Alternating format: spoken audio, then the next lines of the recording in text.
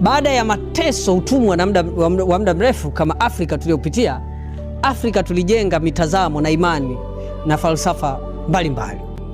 Na miongoni mwa falsafa ambazo tulizijenga Afrika, namba moja ni pamoja na hii: ubinafsi ni chanzo cha mafanikio binafsi. Hii ni falsafa ya Kiafrika. Afrika tunaamini katika ubinafsi.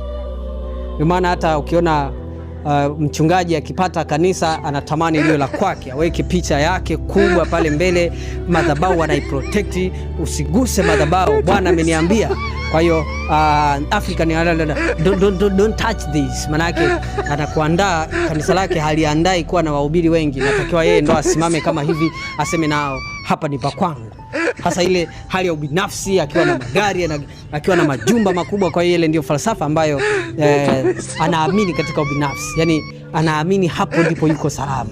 Athari ya ubinafsi, tunashindwa wakati mwingine kuanzisha taasisi na makampuni, kwa sababu kila mtu anapotafakari maisha kwa falsafa ya Kiafrika, anatafakari kuhusiana na matatizo yake. Ndio maana hata malengo makubwa na ndoto kubwa za Kiafrika ni kwa ajili ya maisha yao wenyewe.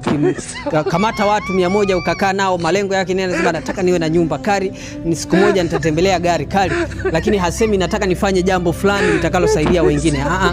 Na wengi waliofanikiwa waliishi maisha yao kwa ajili ya wengine. Ukiona wote waliofanikiwa wanafikiri matatizo ya wengine, namna wanavyoweza kutatua matatizo ya wengine na si ya kwao. Kwa hiyo naona kabisa kwamba Afrika, dhana ya ubinafsi imekuwa imetujenga kwa kiwango kipana sana.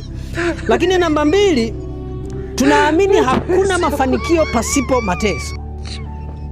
Africa is that we believe that. Baada ya kuwa tumeteseka na ukoloni kwa muda mrefu, tukachapa mijeledi, tukafanya kazi, ile hali kabaki kichwani, kumbe okay, ili tupate sana au tupate kitu fulani ni lazima tuteseke, lazima tupitie hali ngumu. Lazima angalau tuteseke sana. Ndio maana Afrika tunaamini katika kutumia nguvu.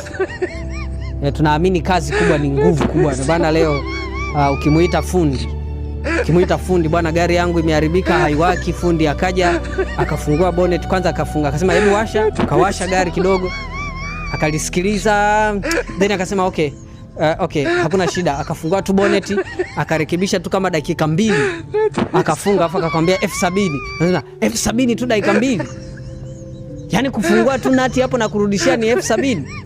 Anasahau yeye anaamini ili ulipo F70 ni lazima uje na jeki. Ndio maana wakati mwingine mafundi wanakuwa waongo, kwa sababu anajua tatizo ni kidogo tu, lakini lazima aje na jeki, lazima aje na mavitu makubwa hapo, afungue gari, atoe betri, vitu ambavyo havihusiani, ili akisema F70 ukubali.